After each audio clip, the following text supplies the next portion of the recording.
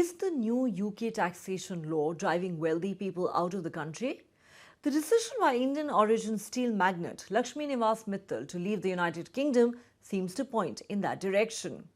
We are witnessing a dramatic shift in the UK's tax landscape, one that is rippling through its most elite ranks and prompting some of its richest residents to quietly vote with their feet. At the heart of the story is a bold overhaul by the Labour government. Starting the 6th of April this year, the UK has scrapped its long-standing non-dom tax regime. In its place comes a residence-based system, meaning that non-UK-domiciled individuals can no longer enjoy special treatment for foreign income and gains. The change is seismic. Individuals who had once shielded their offshore fortunes now face the full weight of UK taxes. This reform also paves the way for a broader reach of inheritance tax. Under the new rules, wealth held abroad could fall under UK inheritance tax if someone has resided in the UK long enough and even in some cases for years after they leave. Add to that rumoured plans for a 20% exit tax on business or capital assets when wealthy individuals depart the UK. The world has thrown even more challenges our way. The continual threat of tariffs has dragged on global confidence, deterring business investment and dampening growth. Inflation has been too slow to come down, as supply chains continue to be volatile, meaning the costs of everyday essentials remain too high. And the cost of government borrowing has increased around the world, a shift that Britain, with our high levels of debt left by the previous government, has been particularly exposed to.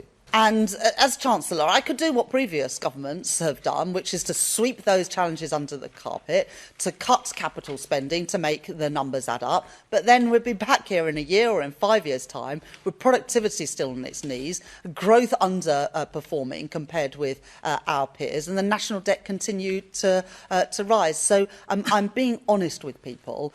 People can see that things are changing, that the global circumstances are challenging.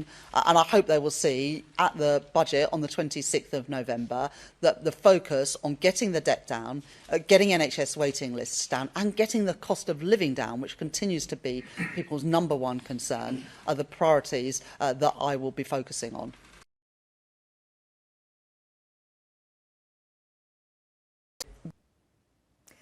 These moves are aimed at making the super rich pay a greater share, but they're also fueling anxiety among global billionaires. India-born Lakshmi Niwas Mittal, known as the King of Steel, has long been a fixture in the UK's billionaire community. Born in Rajasthan, the chairman of ArcelorMittal has built a global empire. For nearly 3 decades, he made the UK his home, residing in his iconic mansion at Kensington Palace Gardens. The lavish Taj Mittal, as it's known, with its marble from the same quarry as the Taj Mahal, a ballroom, a jewel-encrusted pool, Turkish baths and space for 20 cars, is a landmark in the heart of London. Mittal's fortune is enormous, about £15.4 billion according to the UK Rich List. And yet, despite his entrenched UK presence, he is preparing to leave. The reason? He and his advisors say it's not income tax or even capital gains tax that pushed him to the brink, but inheritance tax. They argue that under the new rules, even global assets would be taxed upon his death by the UK Treasury. That, they say, simply cannot be reconciled with his long-term financial planning. Mittal is reportedly becoming a tax resident of Switzerland, and he plans to spend much of his time in Dubai, where he already owns a mansion and has recently bought land. Both destinations hold enormous appeal, especially given that neither imposes an inheritance tax. For advisors close to him, it's a bitter moment. They say many wealthy people cannot understand why all their assets, wherever they are in the world, should fall under UK inheritance tax. People in this situation feel they have little choice but to leave the UK. And here's why the British government should worry. Lakshmi Mittal is not alone. Several high net worth individuals are reportedly planning or executing their exit from the country.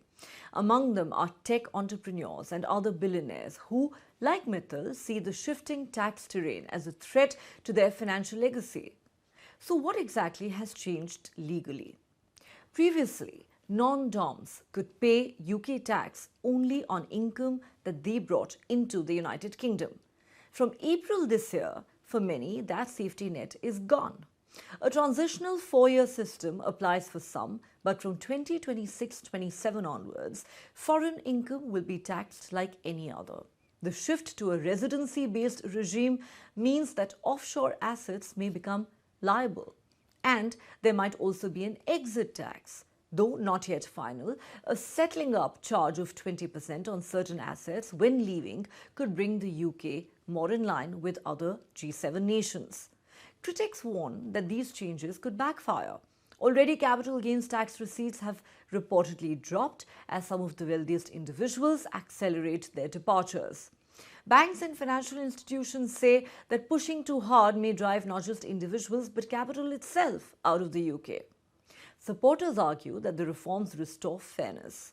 Non-dom status had allowed ultra-wealthy residents to shield vast global income from UK tax, a system many saw as outdated and unjust. But for people like Mittal, the calculus is different. It's not just about paying more tax now, it's about securing what they leave behind.